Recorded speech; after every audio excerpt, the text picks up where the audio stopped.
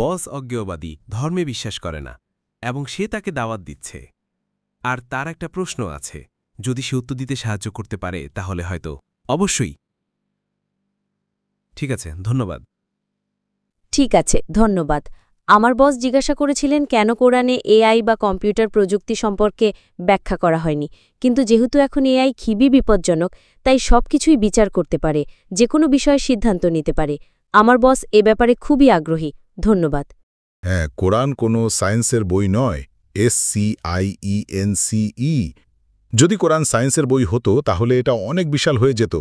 তুমি যে বিল্ডিং দেখছো জানো, যদি সব বইয়ে বিল্ডিংয়ে রাখো, যদি কোরআন সায়েন্সের বই হতো, যদি তুমি সব সায়েন্টিফিক ফ্যাক্ট কোরআনে উল্লেখ করতে চাইতে, তাহলে কোরআন এত বিশাল হয়ে যেত যে তুমি কোনোদিনও শেষ করতে পারতে না, বুঝছো তো? হ্যাঁ, কোরআন কোনো সায়েন্সের বই নয়, SCIENCE।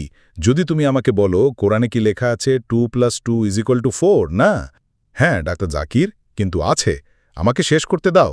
তুমি প্রশ্ন করছো আর আমি তো কোরআন সায়েন্সের বই নয়, কোরআন হলো সায়েন্সের বই, SIGNS। তো তোমাকে যা দেখতে হবে, কোরআন যা বলে সেটা যেন ভুল না হয়। যদি তুমি বলো কোরআনে সবকিছু বলা উচিত, তুমি জানো কত PhD আছে সায়েন্সে? Doctor, engineer, heart specialist, brain specialist, যদি সবকিছু কোরআনে লেখা থাকত আর তুমি পড়া শুরু করতে, তবে তোমার পুরো জীবনে কখনো শেষ করতে পারতে না। রাইটার রং? রাইটার রং? তাই কোরআনে সব সায়েন্সের বিষয় নেই, দয়া করে ভুল বোঝো না, কিন্তু কোরআনে যা আছে তাতে কোনো ভুল নেই। তাই যদি কোরআন কোনো সায়েন্টিফিক পয়েন্ট দেয় আর যদি সেটা ভুল হয়, তবে এটা আল্লাহর কাছ থেকে হতে পারে না। যদি কোরআন কোনো সায়েন্সের কথা বলে যেটা বিজ্ঞান তখনও জানত না, আর তুমি সেটা জানতে পারো 200 বছর পরে, 400 বছর পরে, এটাই মিরাকেল, রাইট? কিন্তু যদি কেউ বলে কোরআনে এআই সম্পর্কে বলা হয়নি, কেনই বা বলা উচিত? কোরআন কোনো সায়েন্সের বই নয়, কিন্তু আল্লাহ জানেন ভবিষ্যতে কি আসবে। আমি তোমাকে এটা বুঝাতে পারি। নাম্বার 1, আগে মানুষ আমাকে জিজ্ঞেস করত যে ইসলামিক শরিয়াতে যদি তোমার ভিডিও রেকর্ডিং থাকে, যদি কারো ডাকাতির ভিডিও রেকর্ডিং থাকে, সেটা ইসলামে প্রমাণ নয়, এটা প্রাইমারি প্রমাণ না, এটা সেকেন্ডারি প্রমাণ। 10 বছর আগে, 20 বছর আগে যে কোনো কোর্ট অফ লতে যদি তুমি সিসিটিভি ক্যামেরা দেখাও, যদি দেখাও কেউ ডাকাতি করছে, যদি সে ধরা পড়ে, যথেষ্ট। ইসলামে না, এখানে প্রত্যক্ষদর্শীর সাক্ষ্য লাগে। তখন মানুষ ভাবত, এ কেমন ধরনের ধর্ম? কোনটা ভালো, প্রত্যক্ষদর্শী নাকি ভিডিও রেকর্ডিং? কোনটা ভালো? Video recording, right or wrong? Right or wrong? তোমার বসকে জিজ্ঞেস করো, তাহলে 20 বছর আগে যদি তোমার কাছে ভিডিও রেকর্ডিং থাকতো, সেটা কি ইসলামের চেয়ে ভালো ছিল? না, আমি recording primary evidence, video recording গ্রহণযোগ্য নয়।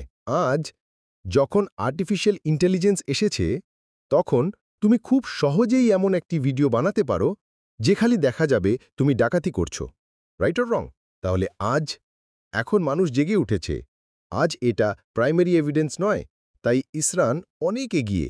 আল্লাহ জানতেন এই আসবে, বুঝছো? তোমার বস জানত না, তুমি জানোনি, আমি জানতাম না, কিন্তু আমি বিশ্বাস করেছিলাম। আমি বলেছিলাম না, ইসলাম সঠিক, হয়তো আগামীকাল কিছু আসবে। আমি এই সম্পর্কে জানতাম না, কিন্তু আমার উত্তর 15 বছর আগে ছিল শরিয়া সঠিক। আমরা জানি না আগামীকাল কি হবে, হয়তো এমন কিছু হবে যে ভিডিও রেকর্ডিং যথেষ্ট প্রমাণ হবে না। এটাই আমার উত্তর ছিল, আর আজ আমার উত্তর সঠিক প্রমাণিত হয়েছে। তুমি বুঝতে পারছো বোন? তাই আল্লাহ এআই সম্পর্কে জানেন, এজন্য ভিডিও রেকর্ডিং প্রাইমারি এভিডেন্স নয়, বুঝছো? কিন্তু প্রত্যক্ষদর্শী হল প্রাইমারি এভিডেন্স। তাই আল্লাহ এআই সম্পর্কে জানেন। যদি তিনি সবকিছু লিখতে শুরু করতেন, তুমি তো ওই ছোট কুরআনই তো পড়োনি, তাহলে এত কিছু পড়বে কিভাবে? মেডিকেল, এমব্রায়োলজি, সবকিছু না, এটা হলো টেলিগ্রাফিক মেসেজ।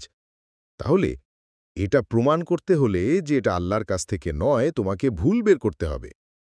কিন্তু এটা প্রমাণ করতে হলে যেটা আল্লাহর কাছ থেকে, তোমাকে এমন বিষয়ে বলতে হবে যেগুলো মানুষ আগে জানত না, বুঝছো?